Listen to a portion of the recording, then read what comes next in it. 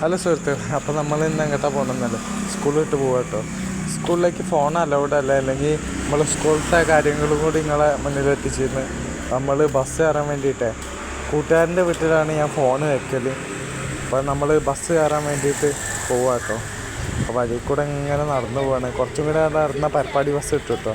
അവിടെ പരപ്പാടി ബസ് പിടിച്ച് കഴിഞ്ഞാൽ നമുക്ക് വേഗം പെരയിൽ എത്താൻ പറ്റുള്ളൂ.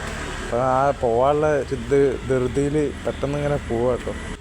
അയ്യോ, ബസ് കയറുമ്പോൾ എല്ലാവരും സൂക്ഷിച്ച് കയറട്ടെ. ഇങ്ങനെ തിക്കും കുത്തുമ്പോൾ എനിക്ക് 3-4-5 അടിയിട്ട് എവിടുന്നാന്നല്ലേ ബ്രേക്ക് അടിക്കുമ്പോഴേ തലയ്ക്ക് ഇങ്ങനെ വന്ന് കൊള്ളുക. ഓരോരുത്തരുടെ കയ്യിൽ നിന്ന് കാലൊക്കെ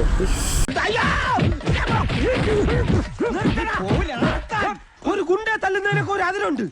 ഇതെല്ലാം പഞ്ചായത്ത് പട്ടികൾക്ക് എല്ലാം കഷണം കെട്ടിമാരി ഒരുമിച്ചല്ലേ കടിച്ചു പറിക്കുന്നത്. നാണമില്ലടാ നിനക്കൊക്കെ. ധൈര്യം ഉണ്ടെങ്കിൽ ഒറ്റയ്ക്ക് വേണം. ഒറ്റയ്ക്ക് വന്നാൽ എനിക്ക് അത്രയും കുറച്ചടി. അതെ, ആ ബസ് കയറിയല്ല കേട്ടോ നമുക്ക് അവിടെ എത്താൻ പറ്റിയ.